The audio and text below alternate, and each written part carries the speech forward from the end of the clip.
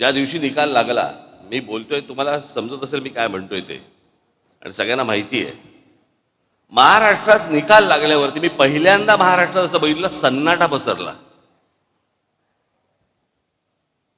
ज्या प्रकारचा जल्लोष व्हायला पाहिजे होता, ज्या प्रकारची गोष्ट व्हायला पाहिजे होती, मिरवणुका काय सगळं सन्नाटा आलो. कारण लोकांमध्येच संभ्रम होता, हे काय आहे, हे कसं झालं,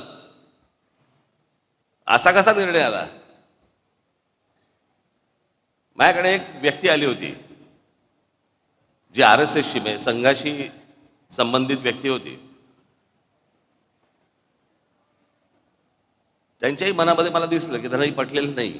त्यांनी फार छान वाक्य बोलले ते माझ्यासमोर. मला म्हणाले, इतना सन्नाटा क्यों है भाई, कोई तो जीता होगा. कोणीतरी जिंकलं असेल की ज्याच्यातनं जल्लोष होईल.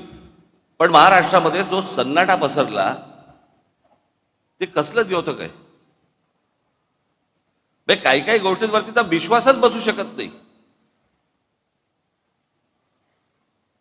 हे आमच्या इथे राजू पाटील बसलेत. कुठे आहेत राजू? कुठे? इथे.